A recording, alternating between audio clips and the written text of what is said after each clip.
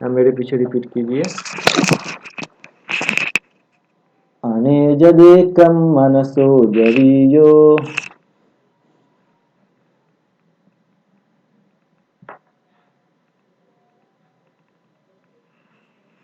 Repeat कीजिए।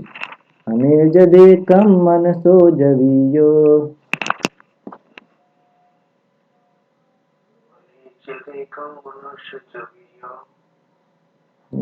नदेवा आप्नुवन् पूर्वमर्षत्।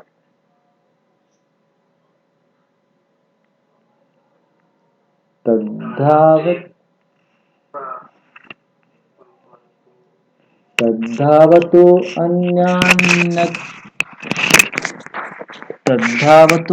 अन्यान्यत्तेति तिष्ठत्।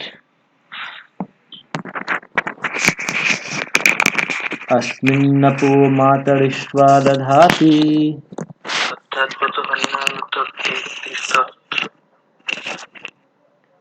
ये श्लोक है, ये श्लोक थोड़ा कठिन है और इसको याद करना वैसे बहुत कंपलसरी नहीं है इस स्टेज पे, क्योंकि आप लोग शायद पढ़ भी नहीं पा रहे हैं, तो हम लोग इसको भी याद करने का छोड़ देते हैं, लेकिन इसके वर्ड मीनिंग्स को एक बार समझने का प्रयास करते हैं। तो जिनके पास में भी हिंदी वाली किताब है, आपसे रिक्वेस्ट है, मैं जब संस्कृत वर्ड पढ़ रहा हूँ तो आप इसका हिंदी में मीनिंग बोल सकते हैं। अनेजत,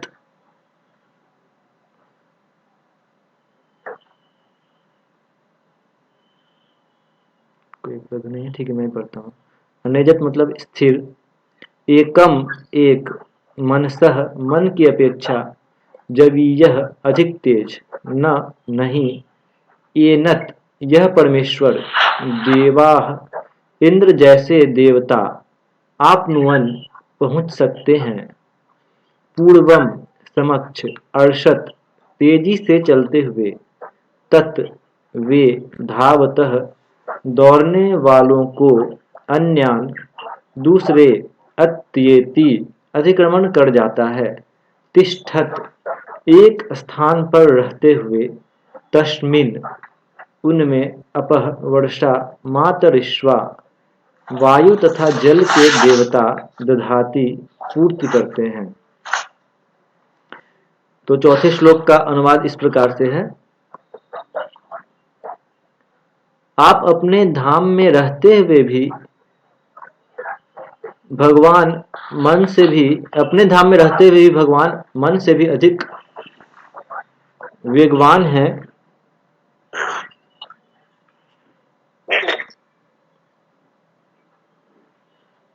और अन्य समस्त दौड़ने वालों को पीछे रख सकते हैं। शक्तिशाली देवता उन तक नहीं पहुंच पाते। एक स्थान पर रहते हुए भी वे वायु तथा वर्षा की पूर्ति करने वाले देवताओं को अपने वश में रखते हैं। वे श्रेष्ठता में सबसे आगे हैं। ये इस श्लोक का अनुवाद था।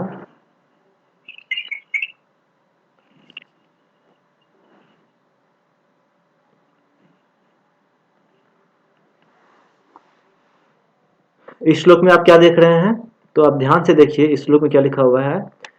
अपने धाम में रहते हुए भी भगवान मन से भी अधिक वेगमान है। अनेजद मतलब स्थिर, और जवीय मतलब मनसह जवीय मतलब मन से भी अधिक तेज। तो ये उपनिषदों की भाषा है। यहाँ पर आपको कॉन्ट्राडिक्शंस जिसको कहते हैं, परस्पर विरोधाभासी वाक्य, तो ये उपनिषदों में आपको प्रायः देखने को मिलेंगे, है ना। तो सबसे पहले वो कह रहे हैं कि अनेजत स्थिर है, लेकिन तुरंत क्या कर रहे हैं, मनसो जवीयो, वो मन की अपेक्षा भी अधिक तेज है ना। फिर नेक्स्ट लिखा हुआ है इसके बाद में,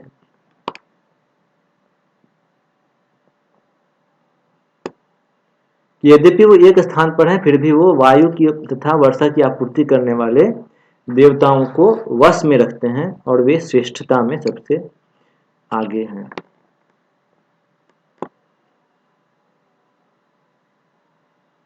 ओके, कोई पढ़ना शुरू करेंगे फर्स्ट पैराग्राफ से।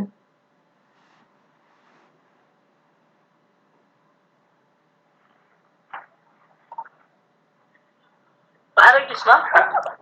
हाँ अजय प्रभु बड़ा पढ़िए। से बड़ा दार्शनिक भी मानसिक चिंतन द्वारा परमेश्वर अर्थात पूर्ण पुरुषोत्तम भगवान को नहीं जान पाता।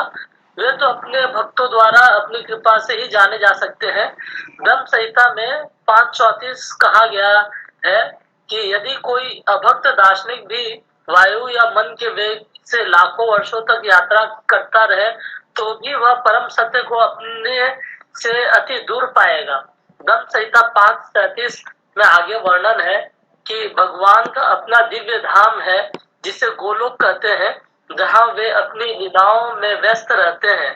फिर भी अपनी अचिंत्य शक्तियों से वे एक ही समय अपनी सृजनात्मक शक्ति के प्रत्येक भाग में पहुंच सकते हैं। विष्णु पुराण में उनकी शक्तियों की तुलना अग्नि से उद्भूत ताप तथा प्रकाश से की गई है। यद्यपि अग्नि एक स्थान पर बनी रहती है, तथापि वह अपने प्रकाश तथा ताप को कुछ दूरी तक वितरित कर सकती है। इसी प्रकार पूर्ण पुरुषोत्तम भगवान अपने दिव्य धाम में स्थिर रहते हुए भी अपनी विभिन्न शक्तियों को सर्वत्र बिखेर सकते हैं। हरे कृष्णा। हरे कृष्णा। तो ये जो पहला श्लोक है, पहला श्लोक में पहले पैराग्राफ में प्रभुपाद जी क्या बता रहे हैं, तो प्रभुपाद जी इस चीज को एक उदाहरण से समझाने का प्रयास कर रहे हैं कि जिस प्रकार से अग्नि एक स्थान पर स्थिर रहता है लेकिन फिर भी वह अपने प्रकाश के माध्यम से सब जगह व्यापी है, तो भगवान विष्णु का यही अर्थ भी होता है कि विष्णु का अर्थ क्या है कि वो एक व्यक्ति हैं लेकिन सर्वव्यापी हैं। ये भौतिक दृष्टि में इसको सोचना बहुत मुश्किल है कि ऐसा कैसे हो सकता है कि कोई चीज सब जगह है और सब फिर भी वह एक व्यक्ति है ना। तो ऐसा संभव नहीं होता है और यही कारण है कि बहुत सारे जो धर्म हैं, कुछ कुछ धर्मों में कहा गया है कि हम ईश्वर को या गॉड को कोई स्वरूप नहीं दे सकते हैं। क्यों नहीं दे सकते हैं? तो उनका कहना होता है कि भगवान तो असीमित है, लेकिन जैसे ही हम भगवान को या ईश्वर को एक रूप देते हैं, हम कहते हैं कि एक व्यक्ति है, तो व्यक्ति का तो एक सीमित रूप होता है। तो यह ईश्वर के असीम अस्तित्व के विरुद्ध हो जाता है। यानी कि भगवान अनलिमिटेड है, इस कंडीशन को, इस परिस्थिति को ये सेटिस्फाई नहीं कर सकता है। इसीलिए उनका मानना होता है कि भगवान का कोई रूप या भगवान का कोई व्यक्तित्व नहीं हो सकता है। व्यक्तित्व देकर के हम भगवान को लिमिट कर रहे हैं। लेकिन यहाँ पर प्रभुपाद जी उदाहरण से बताते हैं कि जैसे सूर्य है, सूर्य यद्यपि एक स्थान पर स्थित होता है आकाश में, लेकिन अपने ऊर्जा के माध्यम से, ताप के माध्यम से वह प्रत्येक जगह व्याप्त होता है। तो वैसे ही भगवान भी, प्रभुपाद जी लिख रहे हैं कि वैसे ही भगवान, पूर्ण पुरुषोत्तम भगवान अपने दिव्य धाम में स्थिर रहते हुए भी अपनी विभिन्न शक्तियों को सर्वत्र बिखेर सकते हैं। तो इस तरह से इस एक जो पहला जो एक विरोधाभास था, अनेज देजत मनसो जबीयो, वो एक स्थान पर स्थित है लेकिन मन से भी तेज है। इसका सॉल्यूशन होता है, इस दुविधा का अंत होता है यहाँ पर। और भी एक चीज जो हम समझ सकते हैं कि मनसो जबीयो जो है, यह दर्शाता है कि कोई व्यक्ति अपने बुद्धि के माध्यम से कभी भी भगवान को नहीं समझ सकता है, क्योंकि वो क्या है, मनसो जबीयो, वो मन से भी अधिक तेज हैं। कोई सोचता है कि नहीं मैं बहुत बुद्धिमान हूँ, मैं अपने मन से भगवान को समझ लूंगा, तो शास्त्र कहते हैं कि आप कितने भी बुद्धिमान क्यों ना हो, हम कभी भी अपने मन के माध्यम से कितना भी चिंतन क्यों ना कर लें, भगवान को सिर्फ मन मानसिक चिंतन के द्वारा नहीं समझ सकते हैं, क्योंकि वह उनसे परे हैं। आगे पढ़िए।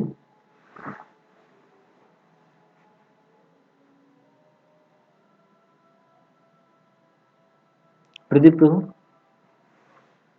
अच्छा अभिजीत प्रभु, आप हिंदी पढ़ सकते हैं क्या?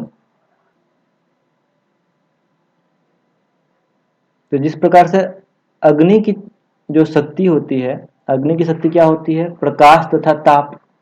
उसी प्रकार से भगवान, तो अग्नि के पास में यही दो शक्ति है, सिर्फ ताप और प्रकाश है। लेकिन प्रभुपाद जी लिखते हैं कि भगवान के पास में अनंत शक्ति है ना। और इनको हम मुख्यतः तीन भागों में डिवाइड करते हैं, अंतरंगा शक्ति, तटस्थ शक्ति और बहिरंगा शक्ति। लेकिन फिर भी शक्ति और शक्तिमान एक ही नहीं है। शक्ति हमेशा शक्तिमान के अधीन रहती है ना। जो शाक्त होते हैं वो लोग शक्ति की उपासना करते हैं, वो सोचते हैं कि शक्ति ही सर्वोपरि है। लेकिन यहाँ पर प्रभुपाद जी लिखते हैं कि शक्ति हमेशा भगवान के अधीन रहती है, शक्ति स्वयं कभी भगवान नहीं हो सकती है, या शक्ति शक्तिमान के साथ में एक नहीं है, वो उनके अधीन कार्य करती है। में इतनी विविधता का उल्लेख करने की आवश्यकता न होती। यदि भगवान की शक्तियाँ के प्रत्येक अंश में साक्षात भगवान के सारे लक्षण रहते हैं, लेकिन उनका एक सीमित रहता है, अतः वे सभी तरह से सीमित होते हैं। अंश कभी भी पूर्ण के समक्ष नहीं होता, अतः वे अंश भगवान की पूरी शक्ति को समझ नहीं सकते हैं। भौतिक प्रकृति के बुद्ध होकर मूर्ख तथा ज्ञानी जीव भगवान के अंश स्वरूप हैं, भगवान की दिव्य स्थिति के विषय में अटकलें लगाते हैं। उपनिषद मानसिक चिंतन द्वारा भगवान की पहचान स्थापित करने के प्रयासों को देवता के प्रति चेतावनी देता है कि मनुष्य को पृथ्वी जैसे सर्वोच्च को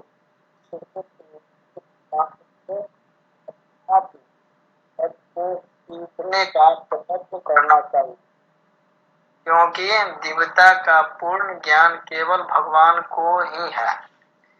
परम पूर्ण का प्रत्येक किसी विशिष्ट शक्ति से संपन्न होता है, जिससे वह परमेश्वर की इच्छा अनुसार कर्म करता है।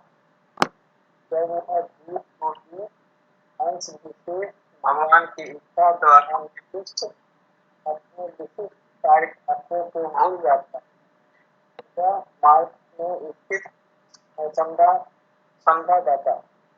इसलिए ईश्वर हमें प्रारंभ से ही सचेत करता है कि भगवान द्वारा हमारे जो कार्य हम उसे ही करें, किंतु इसका अर्थ यह नहीं होता कि विशिष्ट जीवात्माओं अपनी प्रेरणा नहीं होती, क्योंकि जीव भगवान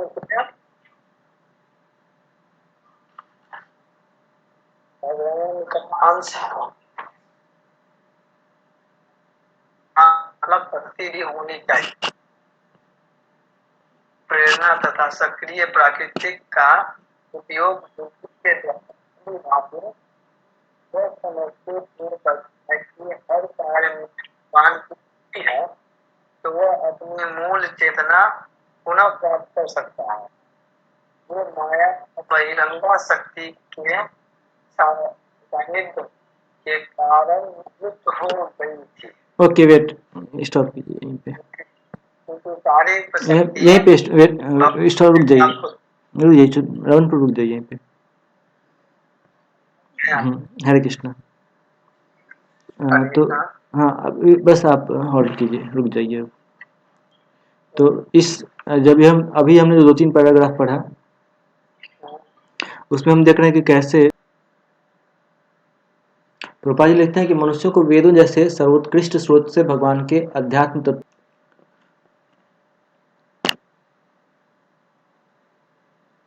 एक चीज जो प्रभुपाद जी लिखते हैं कि भौतिक प्रकृति के वशीभूत होकर मूर्ख तथा अज्ञानी जीव जो भगवान के अंश स्वरूप हैं, भगवान की दिव्य स्थिति के विषय में अटकलें लगाते हैं। तो बहुत सारे लोग हैं जो कि भगवान के बारे में अटकलें लगा करके भगवान के बारे में समझने का प्रयास करते हैं।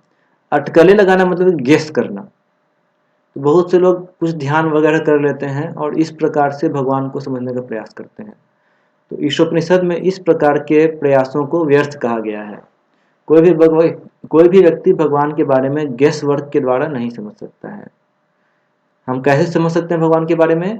तो भगवान के बारे में सीखने के लिए हमें वेदों जैसे सर्वोत्कृष्ट स्रोत से भगवान के अध्यात्म तत्व को सीखने का प्रयत्न करना चाहिए। तो जो आध्यात्मिक ग्रंथ हैं वेद पुराण इत्यादि, इनसे हमें भगवान के बारे में सीखना चाहिए, अन्यथा हम भ्रमित हो जाएंगे। फिर प्रभुपाद जी एक चीज लिखते हैं कि परम पूर्ण का प्रत्येक अंश किसी विशेष शक्ति से संपन्न होता है, जिससे वह परमेश्वर की इच्छा अनुसार कर्म करता है, और यदि वह अपने कर्तव्य को भूल जाता है तो वह माया में स्थित समझा जाता है।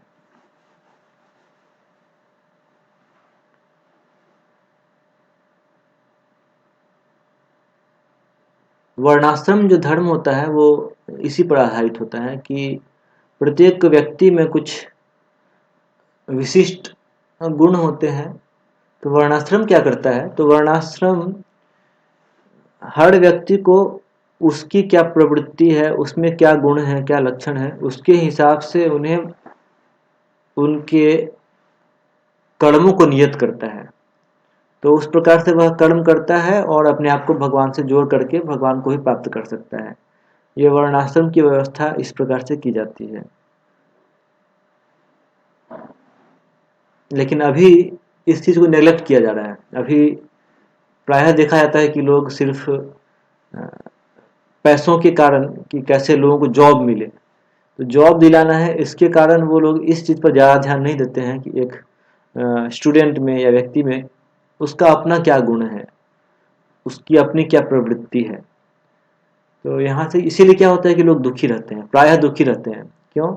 तो उसको अपने मन मुताबिक जब कार्य करने को नहीं मिलता है, उसे प्रायः ऐसे कार्य करने पड़ते हैं जो कार्य करने की उसे इच्छा नहीं होती है। तो इस प्रकार से एक व्यक्ति मानसिक रूप से कभी सुखी नहीं रह सकता है, वो हमेशा कुछ न कुछ असंतुष्ट रहता है थोड़ा सा।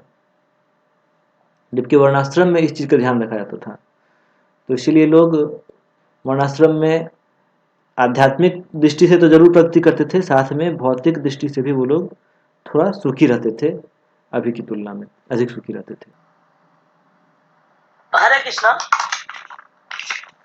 चूंकि सारी शक्तियां भगवान से प्राप्त होती है, अतः प्रत्येक विशेष शक्ति का उपयोग भगवान की इच्छा पूरी करने में करना चाहिए, अन्य किसी कार्य के लिए नहीं। भगवान ऐसी विनीत सेवा को की मनोवृत्ति वाले व्यक्ति द्वारा जाने जा सकते हैं। पूर्ण ज्ञान का अर्थ है भगवान के सभी लक्षणों को जानना, उनकी शक्तियों को जानना और यह जानना कि ये शक्तियां उनकी इच्छा से किस प्रकार कार्य करती है। ये बातें भगवान के द्वारा भगवद गीता में वर्णित है, जो समस्त निषदों का सार है। हरे कृष्णा। हरे कृष्णा।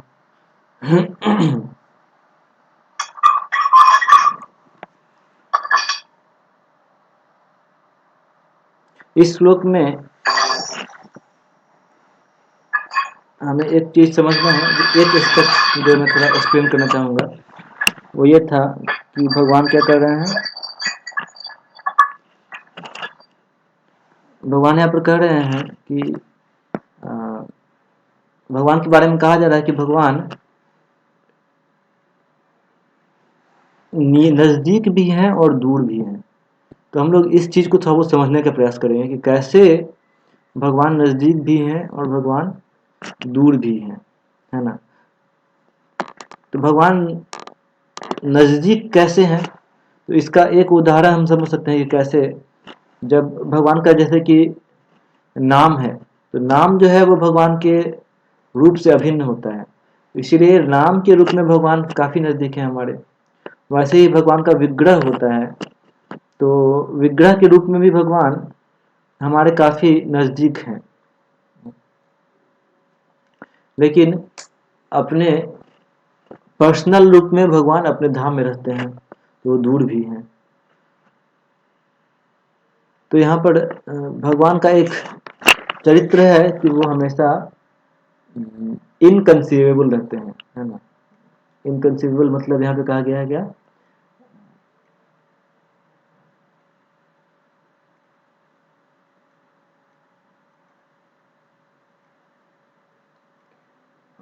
जिसको कि हम सोच नहीं सकते हैं, अचिंत्य, है ना। भगवान अचिंत्य रहते हैं, इसके बारे में बताया गया है। कैसे, यहाँ पे देखिए, यहाँ पे श्लोक में दो चीजें आ रही हैं जो कि भगवान के अचिंत्य स्वरूप को बताती हैं। पहला ये है कि भगवान स्थिर हैं, फिर भी मन से भी अधिक तेज चल सकते हैं। और दूसरा कि वो इतना तेज चल सकते हैं कि वो तेजी से चलने वाले को भी पीछे कर देते हैं, है ना। जैसे कि इंद्र और आदि इत्यादि देव जो हैं, वर्षा इत्यादि के जो देव हैं, वायुदेव जो हैं, उनको भी वो पीछे कर देते हैं, है ना। यानी कि भगवान के अचिंत्य रूप का यहाँ पर वर्णन किया गया है।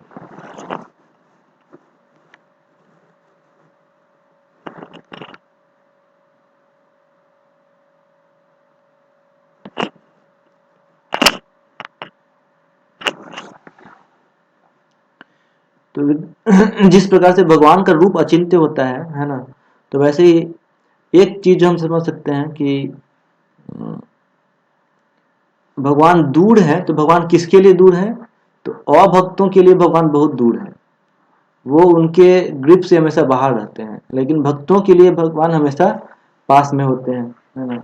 वेदेश दुर्लभम अदुर्लभम आत्म भक्तो, ये ब्रह्म संहिता में आता है। फिर हम लोग थोड़ा बहुत तभी विग्रहों के बारे में बात करेंगे, क्योंकि विग्रह के रूप में भगवान काफी नजदीक हैं। तो लेकिन बहुत समय में हम लोगों को विग्रहों के बारे में भी डाउट आता है कि विग्रह आखिर क्या है, क्या भगवान विग्रह में है कि नहीं है ना। विग्रह यानी कि जो मूर्ति हम जिनको कहते हैं मूर्ति पूजा या विग्रह पूजा, तो वहां पर भगवान है कि नहीं है। क्योंकि यदि अब विग्रह में भगवान है तो हमारे काफी नजदीक है कि नहीं। लेकिन यदि नहीं है तो बहुत दूर है। तो विग्रह के बारे में कहा गया है कि विग्रह जो है ना वो बहुत प्रकार के होते हैं, है ना। अलग अलग तरीके से बनाए जाते हैं। लेकिन विग्रह में भगवान का जो उपस्थिति होता है, उसका सबसे मूल कारण ये होता है कि जब भगवान को भक्त भक्ति से बुलाते हैं सेवा ग्रहण करने के लिए, तब भगवान उस विग्रह में प्रकट होते हैं। तो इसको जो बुलाया जाता है भगवान को, तो उनको आरोहण कहा जाता है ना। और जब कभी कभी क्या होता है कि कुछ समय के लिए भगवान को बुलाया जाता है, या फिर देवताओं को कुछ समय के लिए बुलाया जाता है, और फिर पूजा हो जाने के बाद में उन्हें वापस अपने धाम को जाने को कहा जाता है। विशेष रूप से जो हम लोग जब गणेश पूजा मनाया जाता है या दुर्गा पूजा मनाया जाता है, तो इन सब के जो पूजा के समय में जो विधि अपनाई जाती है, तो उनको कहता है क्षणिक लिंग। यानी कि वहां पर जिस विग्रह में भगवान की उपस्थिति को बुलाया गया है, वह क्षणिक समय के लिए था। तो उनको आरोहण कहते हैं जब भगवान को बुलाया जाता है। और जब वो पूजा पूरी हो जाती है, तो उन देवताओं से रिक्वेस्ट किया जाता है कि आप कृपया पुनः वापस चले जाएं। और जब वो चले जाते हैं, तो फिर उस जो विग्रह था उनका विसर्जन कर दिया जाता है ना। इन दोनों ही तरीकों में जो मुख्य बात यह है कि भगवान की उपस्थिति का मुख्य कारण विग्रह में क्या होता है? भक्ति होता है। यदि भक्ति नहीं रहेगा तो भगवान उस विग्रह में नहीं आते हैं।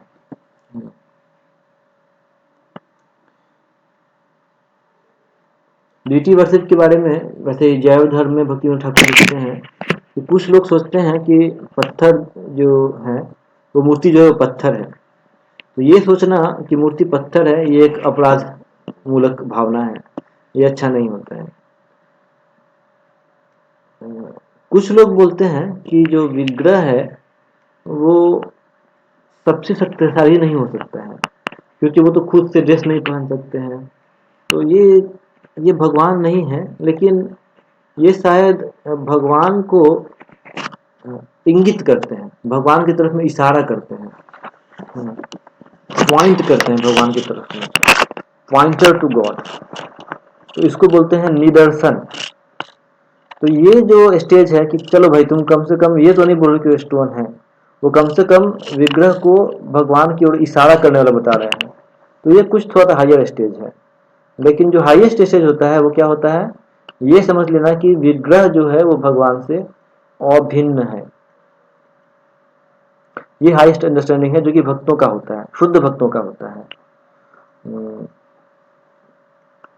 लेकिन चूंकि अभी हम लोग जो है, हम लोग उतना हाई लेवल पर भी नहीं है कि हम लोग ये समझ जाएं एग्जैक्टली कि भगवान और विग्रह में कोई अंतर नहीं है।